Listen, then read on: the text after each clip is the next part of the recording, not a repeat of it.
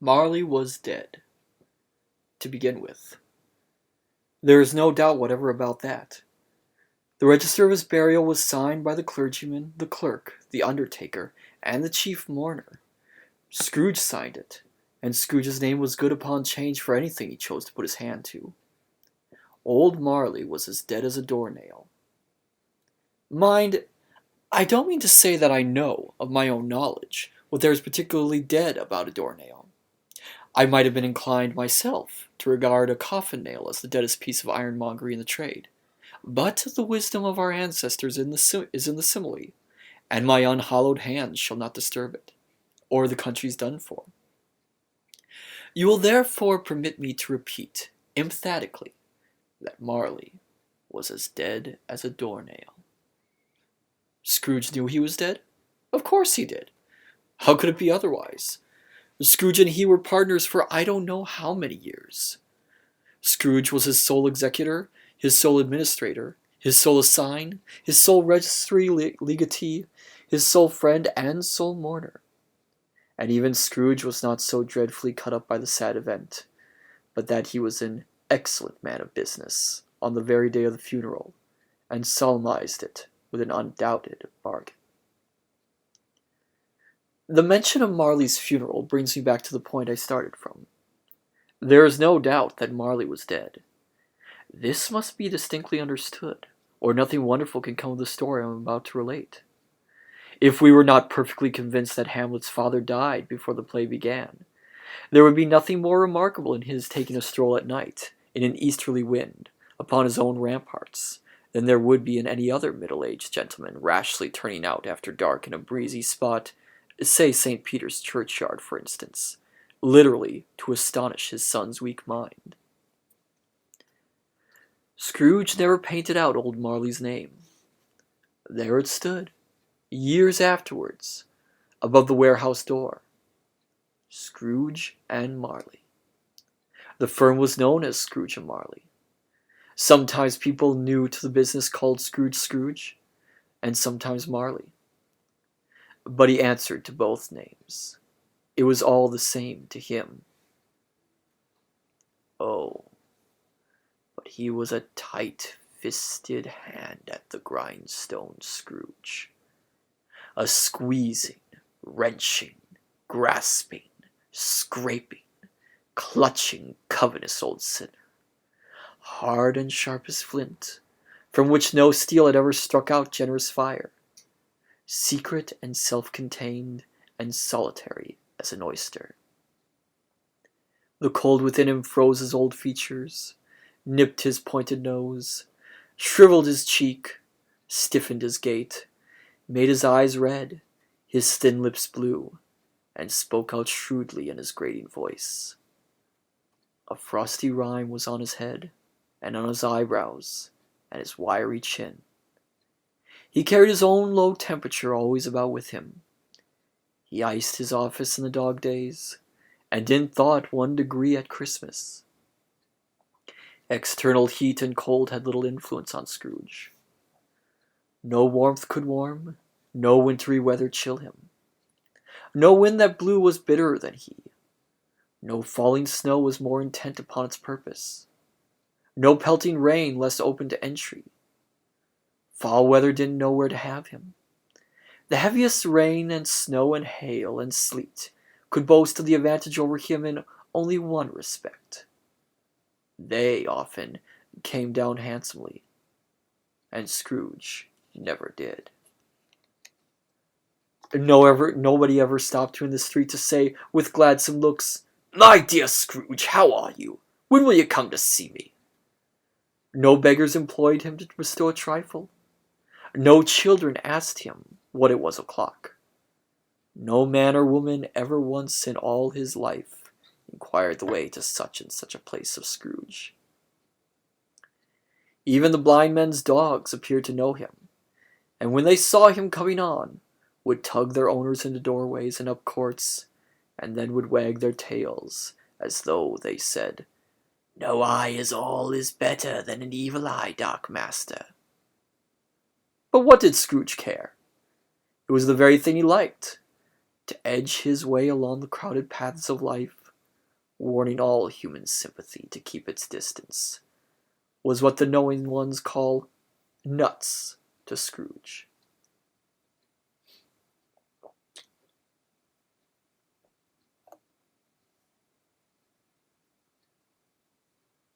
Once upon a time, of all the good days in the year, on Christmas Eve, old Scrooge sat busy in his counting house. It was cold, bleak, biting weather, foggy withal, and he could hear the people in the court outside go wheezing up and down, beating their hands upon their breasts, and stamping their feet upon the pavement stones to warm them. The city clocks had only just gone 3, but it was quite dark already. It had not been light all day, and candles were flaring in the windows of the neighboring offices, like ruddy smears upon the palpable brown air. The fog came pouring in at every chink and keyhole, and was so dense without, that although the court was of the narrowest, the houses opposite were mere phantoms. To see the dingy cloud come drooping down, obscuring everything, one might have thought that nature lived hard by, and was brewing on a large scale.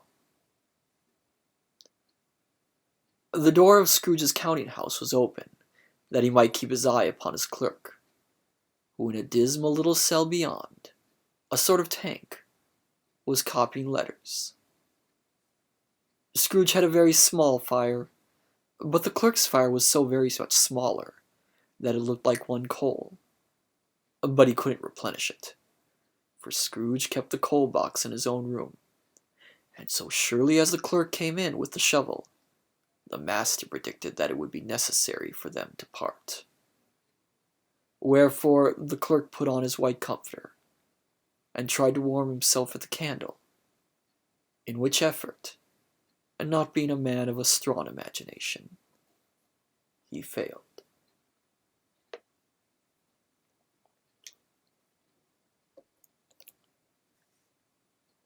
"A Merry Christmas, Uncle! God save you!"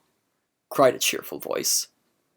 It was the voice of Scrooge's nephew, who came upon him so quickly that this was the first intimation he had of his approach.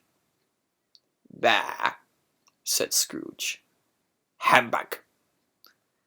He had so heated himself with rapid walking in the fog and frost, this nephew of Scrooge's, that he was all in a glow. His face was ruddy and handsome, his eyes sparkled, and his breath smoked again. "Christmas a humbug, Uncle?" said Scrooge's nephew.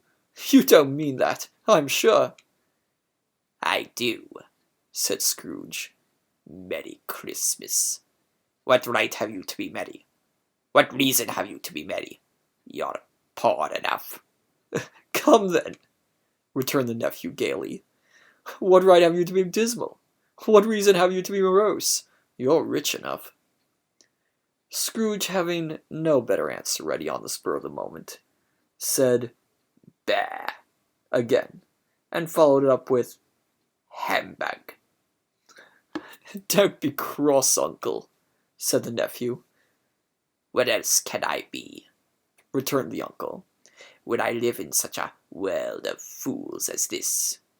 Merry Christmas! Out upon Merry Christmas! What Christmas time to you but a time for paying bills without money? A time for finding yourself a real year older, but not an hour richer.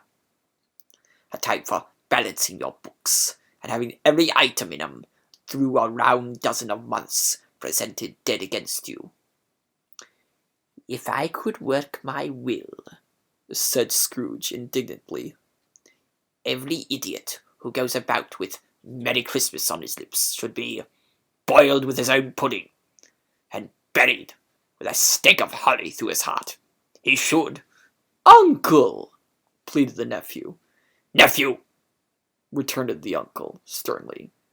"Keep Christmas in your own way, and let me keep it in mine." "Keep it?" repeated Scrooge's nephew. "But you don't keep it." "Let me leave it alone, then," said Scrooge. "Much good may it do you. much good it has ever done you. There are many things from which I might have derived good, by which I have not profited, I dare say, returned the nephew, Christmas among the rest. But I am sure I have always thought of Christmas time, when it has come round, apart from the veneration due to its sacred name and origin, if anything belonging to it can be apart from that. That's a good time, a kind, forgiving, charitable, pleasant time, the only time I know of in the long calendar of the year when men and women seem to be one consent to open their shut-up hearts freely, and to think of people below them as if they really were fellow passengers to the grave, and not another race of creatures bound on other journeys. And therefore, uncle, though it has never put a scrap of gold or silver in my pocket, I believe it has done me good, and will do me good, and I say God bless it!" The clerk in the tank involuntarily applauded. Becoming immediately sensible of the impropriety, he poked the fire and extinguished the last frail spark forever. "Let me hear another sound from you," said Scrooge, "and you'll keep your Christmas by losing your situation." "You're quite a powerful speaker, sir," he added, turning to the nephew. "I wonder you don't go into Parliament." "Don't be angry, uncle. Come, dine with us tomorrow." Scrooge said he would see him. Yes, indeed he did. He went the whole length of the expression, and said that he would see him in that extremity first. "But why?" cried Scrooge's nephew. "Why?" "Why did you get married?" said Scrooge. "Why did I?" "Because I fell in love." "Because you fell in love," growled Scrooge, as if that were the only one thing in the world more ridiculous than a Merry Christmas. "Good afternoon." "Nay, uncle, but you never came to see me before that happened. Why give it as a reason for not coming now?" "Good afternoon," said Scrooge. "I want nothing from you. I ask nothing of you. Why can we not be friends?" "Good afternoon," said Scrooge. "I am sorry with all my heart to find you so resolute. We have never had any quarrel to which I have been a party, but I have made the trial in homage to Christmas, and I'll keep my Christmas humor to the last. So, a Merry Christmas, uncle." "Good afternoon," said Scrooge. "And a Happy New Year." "Good afternoon," said Scrooge. His nephew left the room without an angry word, notwithstanding. He stopped at the outer door to bestow the greetings of the season on the clerk, who, cold as he was warmer than Scrooge, for he returned them cordially. "There's another fellow," muttered Scrooge, who overheard him. "My clerk, with 15 shillings a week and a wife and family, talking about a Merry Christmas. I'll retire to Bedlam."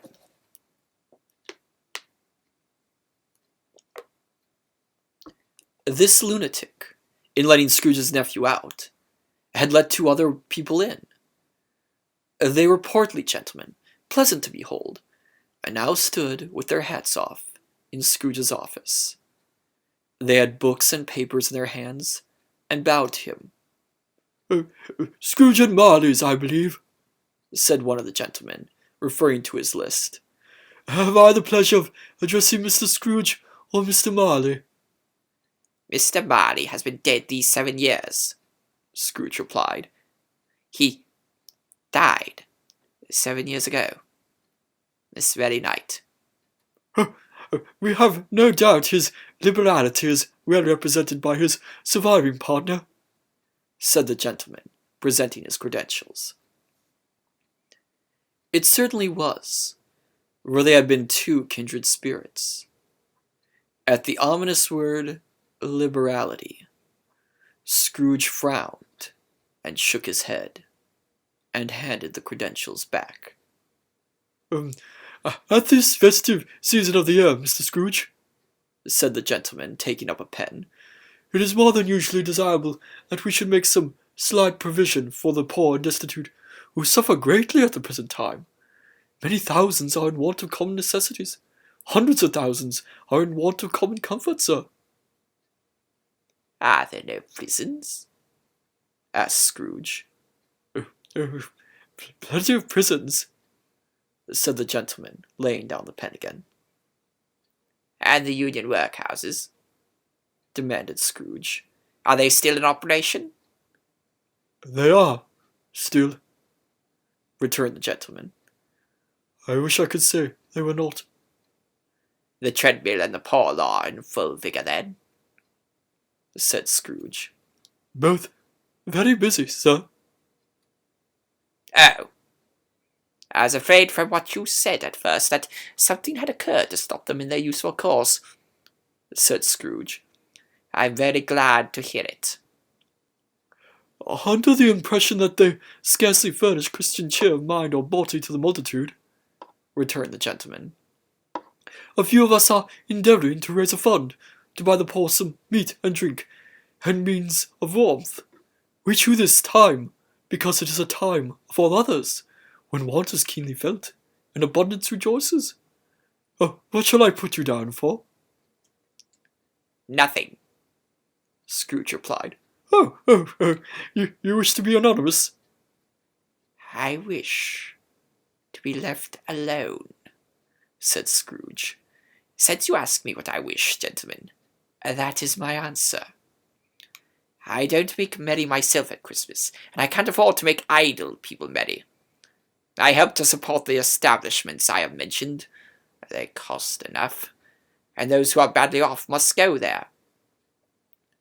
"Many can't go there, and many would rather die." Well, if they would rather die, said Scrooge, they had better do it, and decrease the surplus population. Besides, excuse me, I don't know that. "But you might know it," observed the gentleman. It's not my business, Scrooge returned. It's enough for a man to understand his own business, and not to interfere with other people's. Mine occupies me constantly. Good afternoon, gentlemen. Seeing clearly that it would be useless to persuade their point, the gentleman withdrew. Scrooge resumed his labours with an improved opinion of himself, and in a more facetious temper than was usual with him.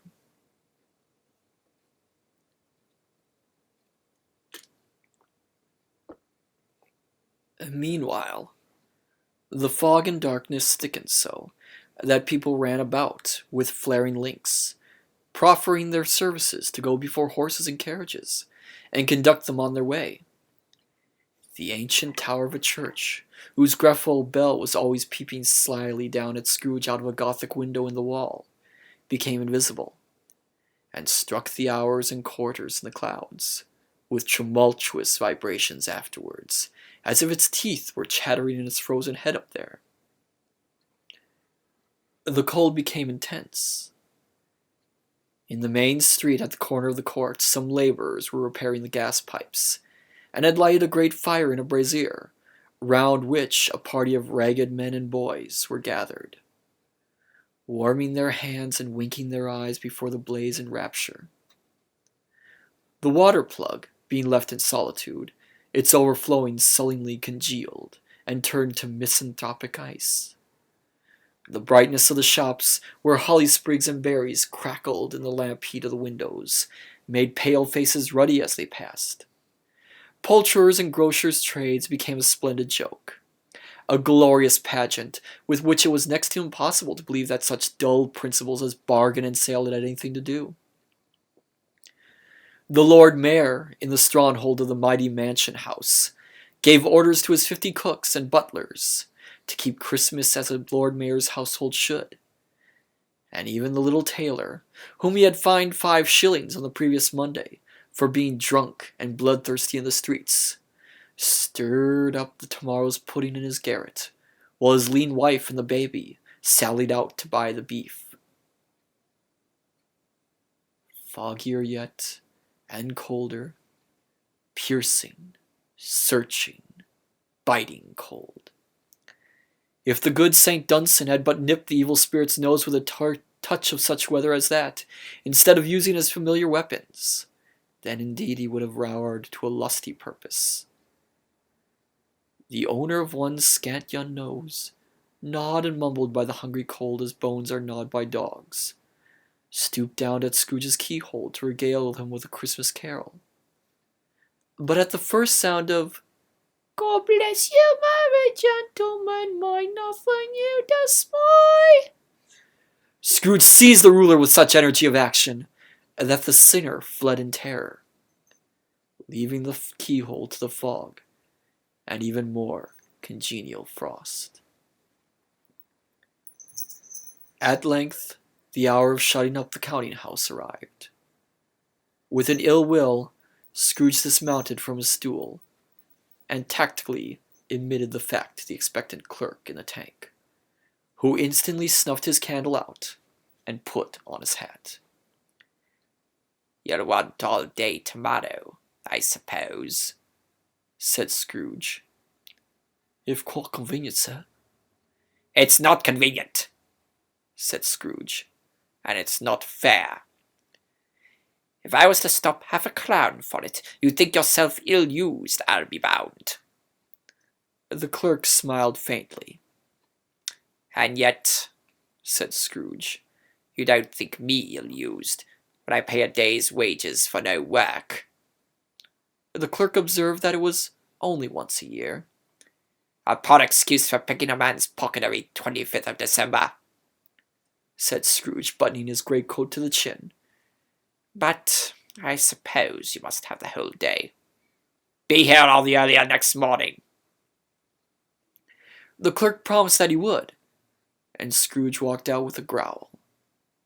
The office was closed in a twinkling, and the clerk, with the long ends of his white comforter dangling below his waist, for he boasted no greatcoat, went down a slide on Cornhill, at the end of a lane of boys, 20 times, in honor of its being Christmas Eve, and then ran home to Camden Town as hard as he could pelt, to play at Blind Man's Bluff. Scrooge took his melancholy dinner in his usual melancholy tavern, and having read all the newspapers and beguiled the rest of the evening with his banker's book, went home to bed. He lived in chambers which had once belonged to his deceased partner. They were a gloomy suite of rooms, in a lowering pile of building up a yard, where it had so little business to be, that one could scarcely help fancying it must have run there when it was a young house, playing at hide-and-seek with other houses, and forgotten the way out again. It was old enough now, and dreary enough, for nobody lived in it but Scrooge, the other rooms being all let out as offices. The yard was so dark that even Scrooge, who knew its every stone, was fain to grope with his hands.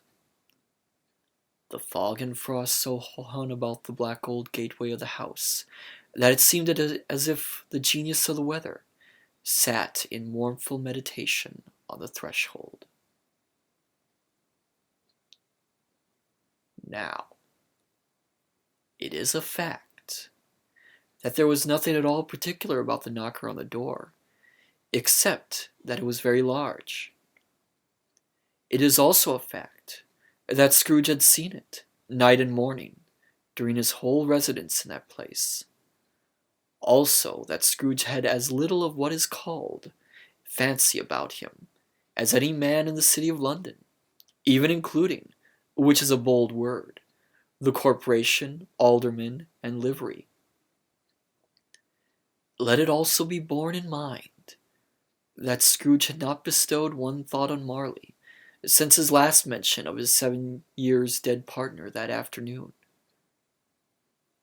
And then, let any man explain to me, if he can, how it happened that Scrooge, having his key in the lock of the door, saw in the knocker without its undergoing any immediate process of change. Not a knocker, but Ebenezar Scrooge.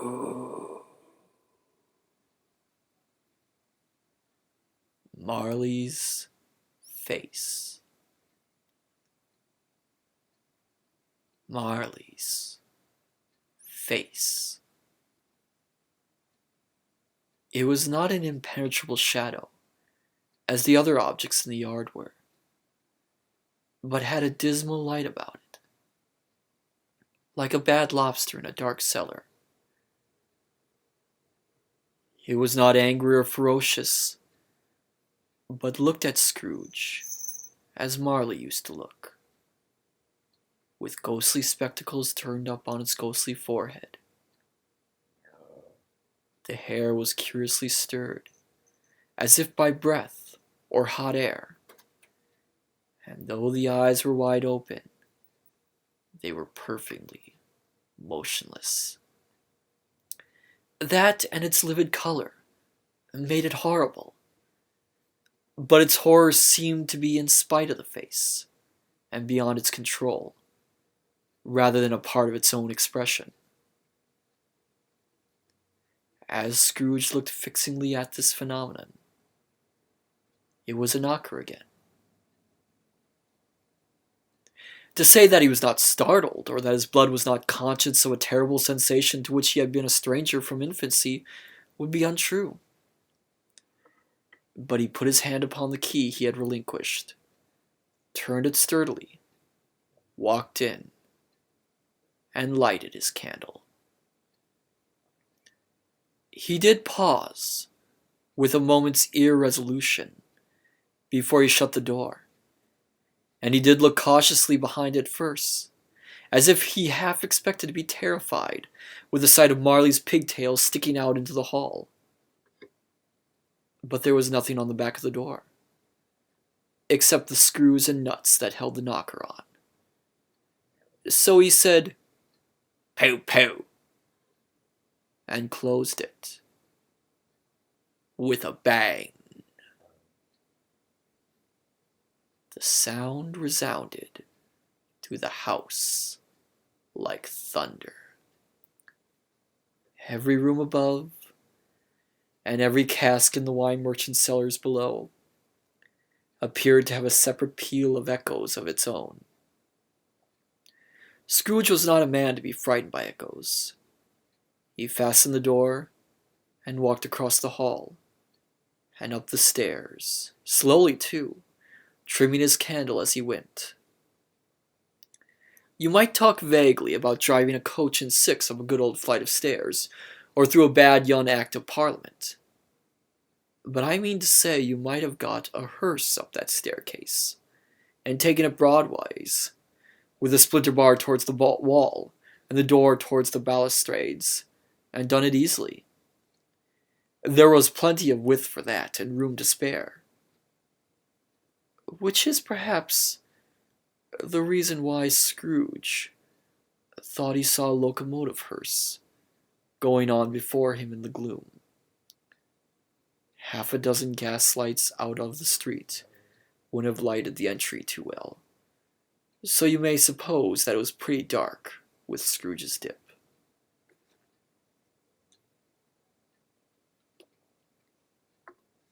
Up Scrooge went, not caring a button for that. Darkness is cheap, and Scrooge liked it. But before he shut his heavy door, he walked through his rooms to see all was right. He had just enough recollection of the face to desire to do that. Sitting room, bedroom, lumber room, all as they should be. Nobody under the table. Nobody under the sofa. A small fire in the grate, spoon and basin ready, and the little saucepan of gruel, Scrooge had a cold in his head, upon the hob. Nobody under the bed. Nobody in the closet. Nobody in his dressing gown, which was hanging up in a suspicious attitude against the wall.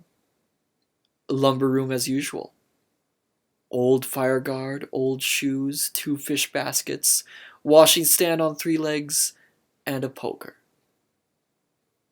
Quite satisfied, he closed his door and locked himself in. Double locked himself in, which was not his custom. Thus secured against surprise, he took off his cravat, put on his dressing gown and slippers, and his nightcap, and sat down before the fire to take his gruel. It was a very low fire indeed, nothing on such a bitter night. He was obliged to sit close to it, and brood over it, before he could extract the least sensation of warmth from such a handful of fuel. The fireplace was an old one, built by some Dutch merchant long ago, and paved all round with quaint Dutch tiles, designed to illustrate the scriptures. There were Cain's and Abel's, Pharaoh's daughters, queens of Sheba, angelic messengers descending through the air on clouds like feather beds, Abraham's, Balthazar's, apostles putting off to sea in butter boats, hundreds of figures to attract his thoughts. And yet, that face of Marley, 7 years dead, came like the ancient prophet's rod and swallowed up the whole. If each smooth tile had been blank at first, with power to shape some picture on its surface from the disjointed fragments of his thoughts, there would have been a copy of old Marley's head on every one. "Humbug!" said Scrooge, and walked across the room.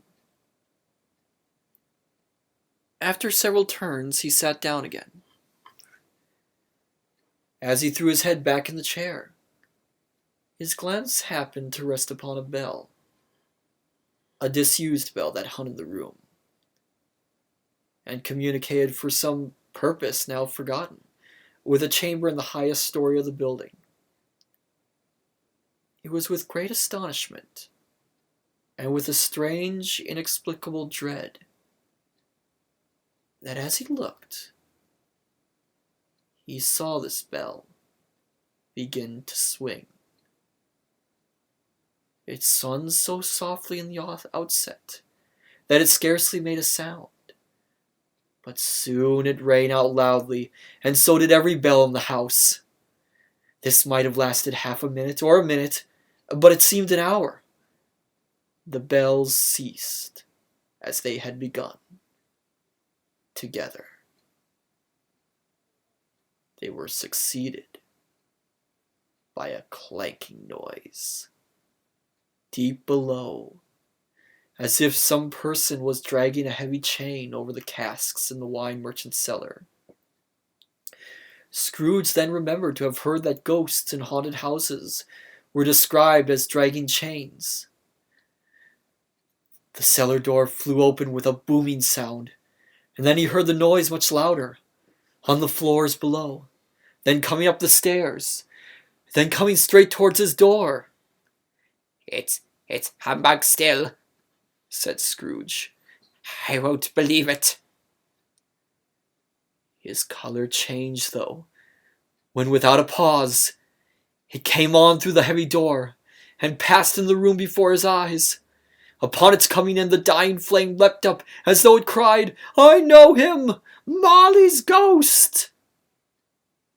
and fell again.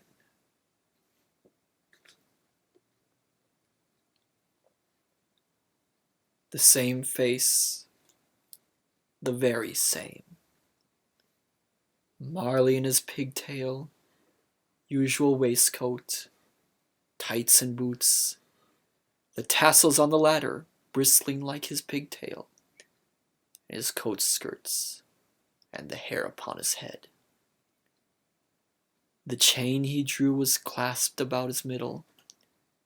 It was long, and wound about him like a tail, and it was made, for Scrooge observed it closely, of cash boxes, padlocks, ledgers, deeds, and heavy purses wrought in steel. His body was transparent, so that Scrooge, observing him and looking through his waistcoat, could see the 2 buttons on his coat behind. Scrooge had often heard it said that Marley had no bowels, but he had never believed it until now. No, nor did he believe it even now, though he looked the phantom through and through and saw it standing before him, though he felt the chilling influence of its death-cold eyes, and marked the very texture of the folded kerchief bounded about its head and chin, which wrapper he had not observed before. He was still incredulous, and fought against his senses. "How now?" said Scrooge, caustic and cold as ever.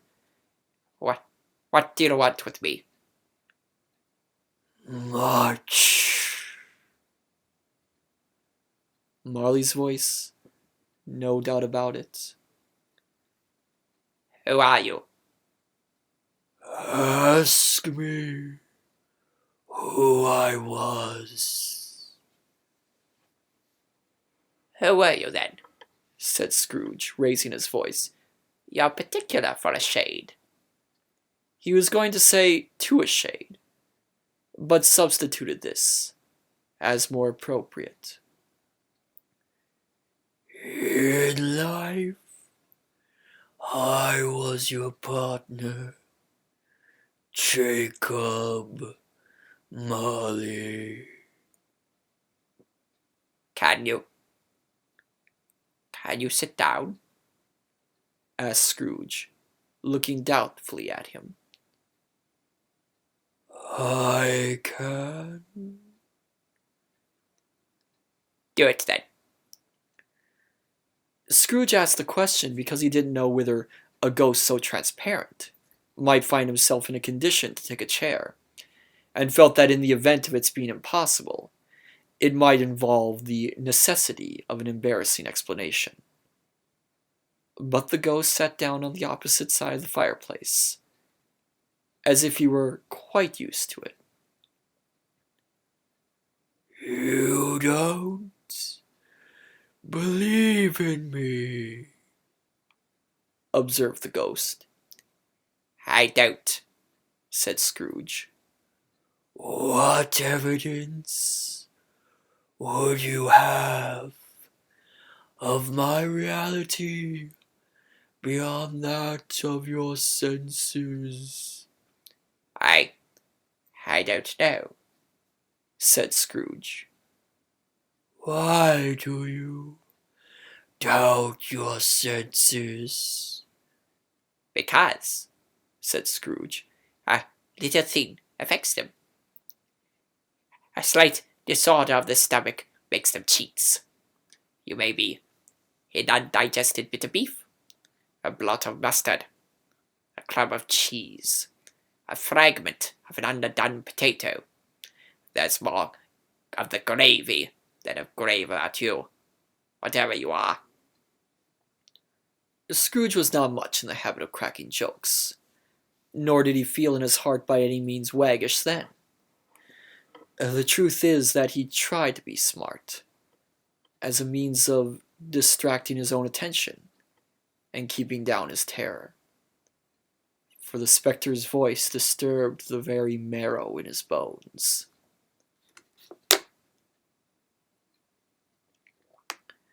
To sit, staring at those fixed glazed eyes, in silence for a moment, would play, Scrooge felt, the very deuce with him. There was something very awful, too, in the spectre's being provided with an infernal atmosphere of its own. Scrooge could not feel it himself, but this was clearly the case. For though the ghost sat perfectly motionless, its hair and skirts and tassels were still agitated, as if by the hot vapor from an oven. "You see this toothpick?" said Scrooge, returning quickly to the charge for the reason just assigned, and wishing, though it were only for a second, to divert the vision's stony gaze from himself.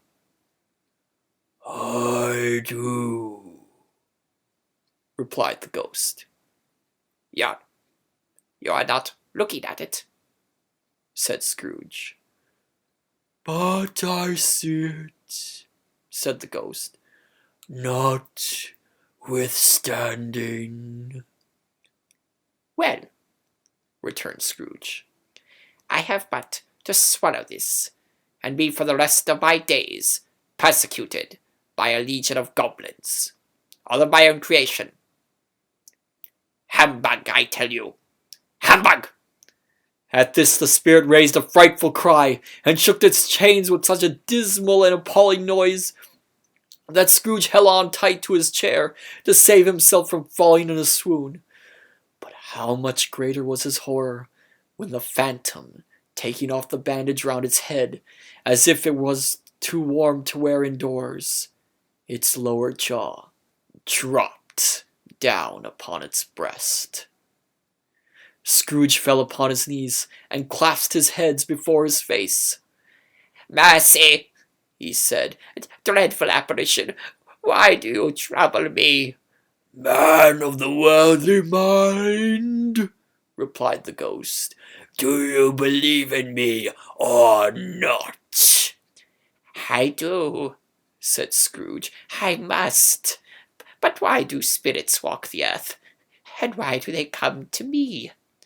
It is required of every man, the ghost returned, that the spirit within him should walk abroad among his fellow men, and travel wide, and if that spirit goes not forth in life, it is condemned to do so after death. It is doomed to wander through the world, oh, woe is me, and witness what it cannot share, but might have shared on earth, and turned to happiness. Again the spectre raised a cry, and shook its chain, and wrung its shadowy hands. You are fettered, said Scrooge, trembling.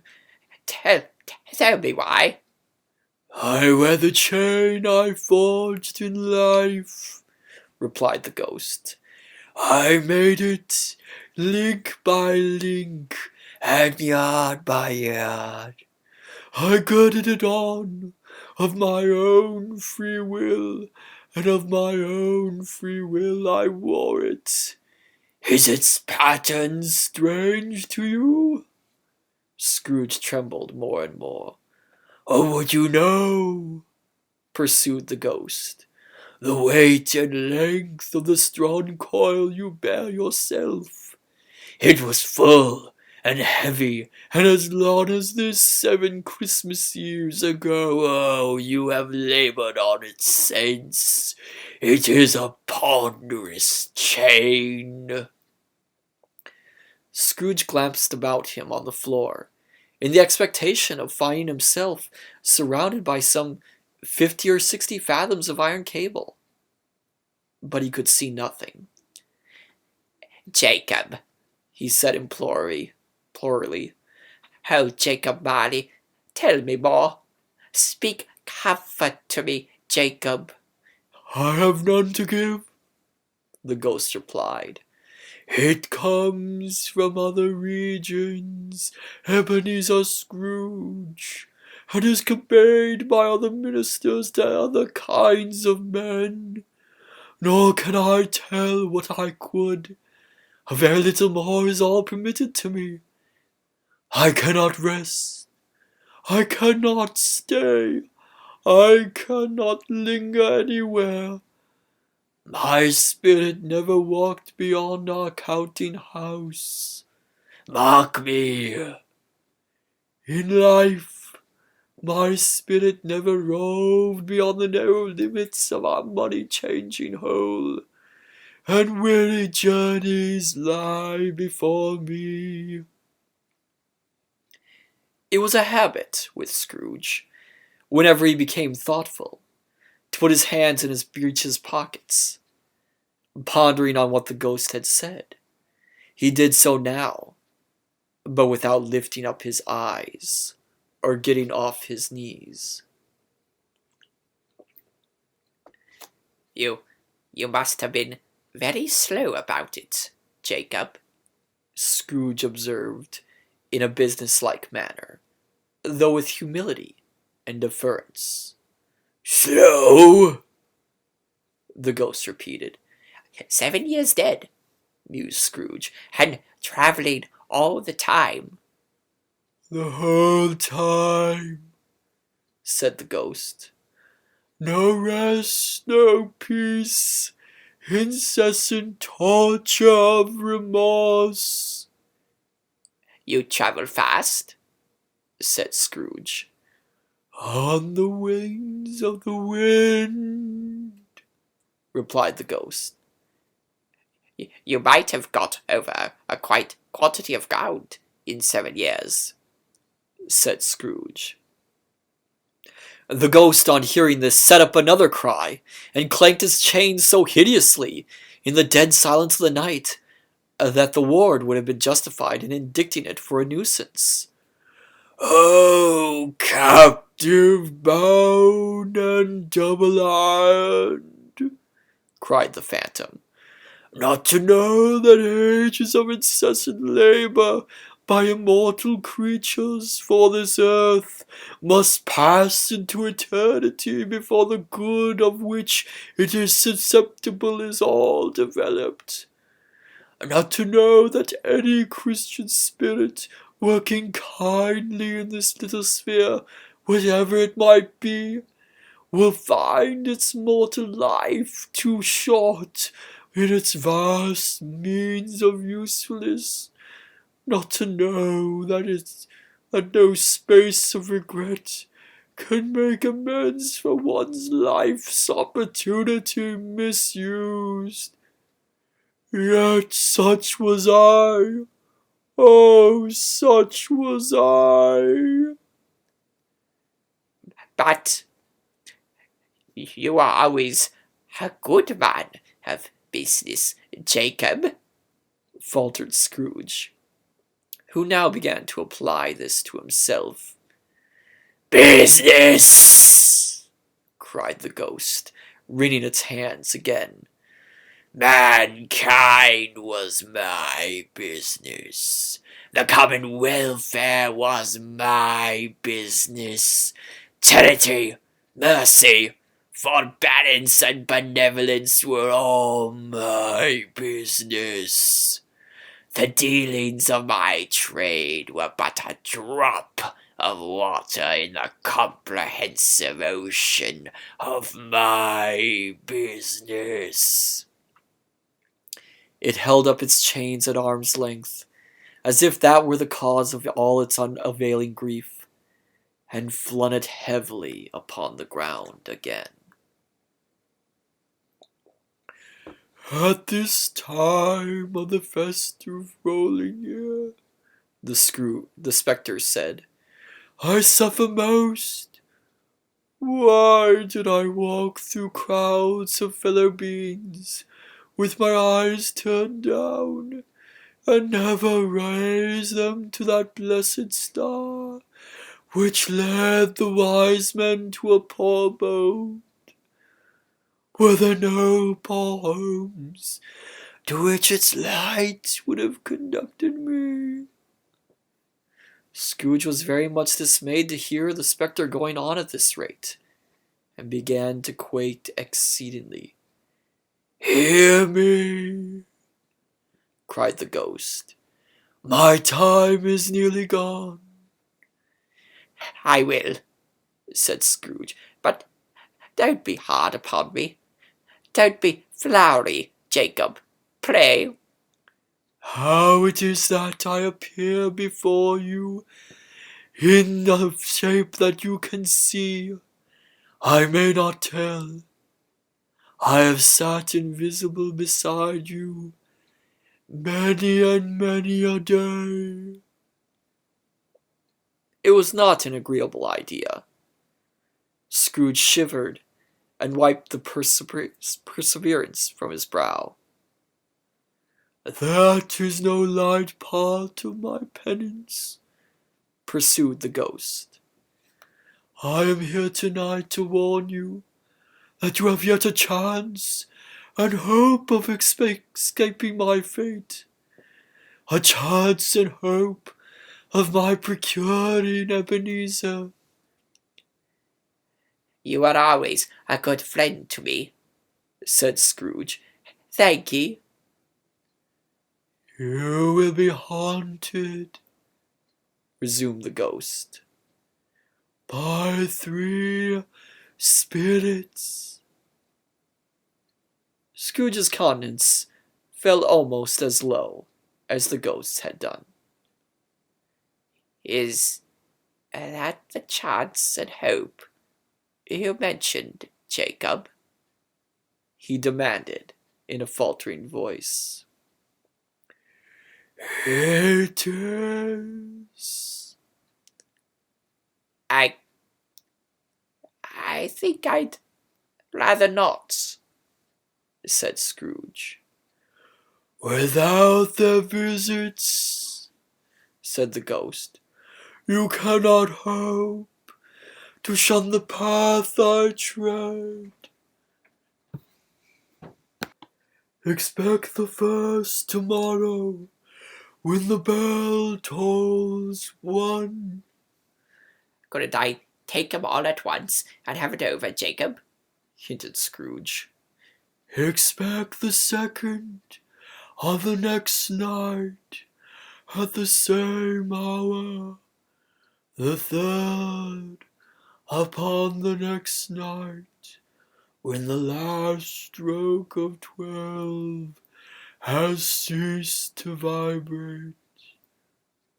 Look to see me no more, and look that, for your own sake, you remember what has passed between us. When it had said these words, the spectre took its wrapper from the table and bound it round its head as before. Scrooge knew this by the smart sound its teeth made when the jaws were brought together by the bandage. He ventured to raise his eyes again, and found his supernatural visitor confronting him in an erect attitude, with its chain wound over and about its arm. The apparition walked backward from him, and at every step it took, the window raised itself a little, so that when the spectre reached it, it was wide open. It beckoned Scrooge to approach, which he did. When they were within 2 paces of each other, Marley's ghost held up its hand, warning him to come no nearer.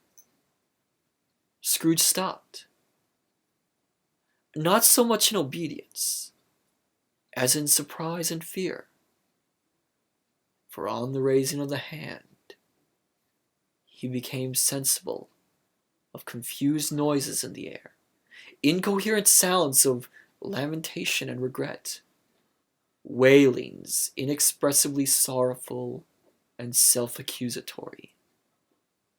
The spectre, after listening for a moment, joined in the mournful dirge and floated out upon the bleak, dark night.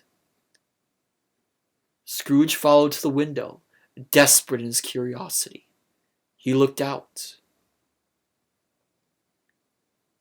The air was filled with phantoms, wandering hither and thither in restless haste, and moaning as they went.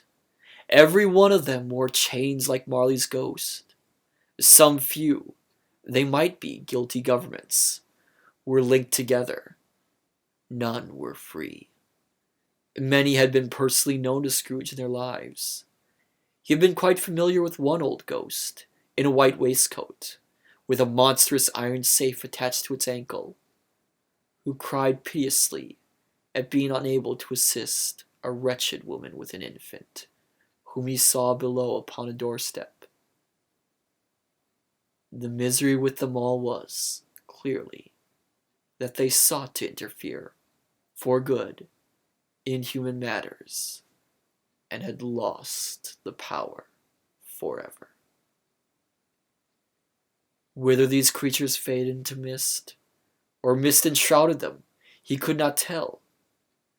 But they and their spirit voices faded together, and the night became as it had been when he walked home.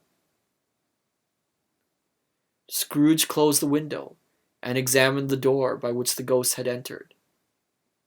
It was double locked, as he had locked it with his own hands, and the bolts were undisturbed. He tried to say, "Ha, ha, ha, ba, ba, ba, ba," but stopped at the first syllable. And being from the emotion he had undergone, or the fatigues of the day, or his glimpse of the invisible world, or the dull conversation of the ghost, or the lateness of the hour, much in need of repose, went straight to bed without undressing, and fell asleep upon the instant.